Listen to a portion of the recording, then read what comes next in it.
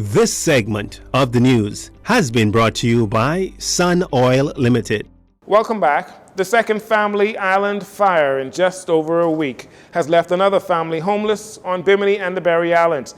This time, a family of 9 people on Great Harbor Key, the Berry Islands, are the victims. According to Jcn's sources, an electrical overload is the cause of the blaze that brought the house to the ground. Minister of Social Services and Urban Development, Obi Wilshcombe, was on the ground Wednesday morning to assess the damages and to help bring relief to the family. Minister Wilshcombe told the family his ministry will provide assistance with living arrangements, food, clothing, as well as school supplies. He says the replacement of lost documents will also be an urgent priority. This is the second fire the Berry Island residents have endured in just over 4 months following a massive structural fire on the island in December of 2022.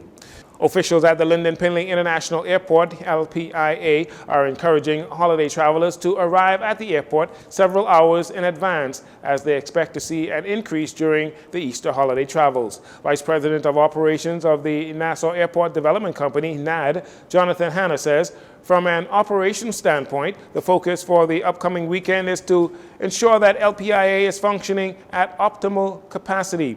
Officials are expecting to see an estimated 70,000 to 80,000 passengers come through the airport. Just last year, NAD's operation team introduced AeroCloud's AI technology to manage gate assignments and predict traffic patterns, particularly during peak periods. While AeroCloud helps operations manage the traffic inside the terminal and on the tarmac, focus is also being given to reducing congestion on the curbside. In November of 2022, NAD opened a cell phone waiting lot where drivers can park for up to an hour free of charge while waiting on arriving passengers. Peak travel for the Easter season is expected to last until Easter Monday, that's April 10th. Holiday travelers are being encouraged to arrive at the Lynden Pinley International Airport 3 hours prior to your U.S.-bound flights and 2 hours ahead of any other international or domestic flights. In less than 24 hours before you local track and field enthusiasts prepare to put on your country colors and pull out those flags in support of your favorite team as Bahamas host the 50th Carifta Games, the Royal Bahamas Police Force is sending a strong message as to what will not be tolerated during the weekend of festivities. Assistant Commissioner of Police Craig Stubbs says both the Royal Bahamas Police Force and the Defense Force will be ready to remove anyone who seeks to cause disruption. You're going to see a more high level or high volume of police officers during those periods, and they'll be focusing on preventing any criminal act from happening during the games. I say to those persons who, if you're going to come to support your country, we ask you to do it respectfully. You can cheer on, but you must be mindful that you can't be abusive, whether it be verbal or physical, towards any other participant or spectator who was viewing the games. If you find yourself that you cannot take, I know some of us Bahamians, we can, what we call it, it's not trash talk, but we could really support our country, and we're going to say some things to those who oppose us. We say to you, be respectful in doing so. If there are such complaints, the chance of you being removed from the stand and exit the stadium, that will happen. There will also be police presence at the Carifta Games where there will be no bottles or sharp objects permitted.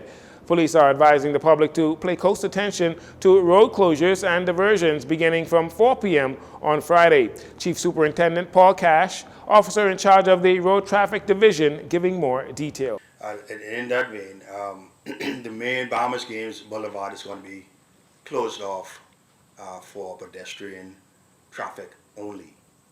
And I stress that, so we don't expect to see vehicles parked on the main Bahamas Games Boulevard. We have the intention of closing off that particular thoroughfare from the area of the roundabout south of the stadium by Government High, as far north as the Hope Center. So the only way that you will be able to traverse that area is if you're traveling north on Yellow Elder Bay.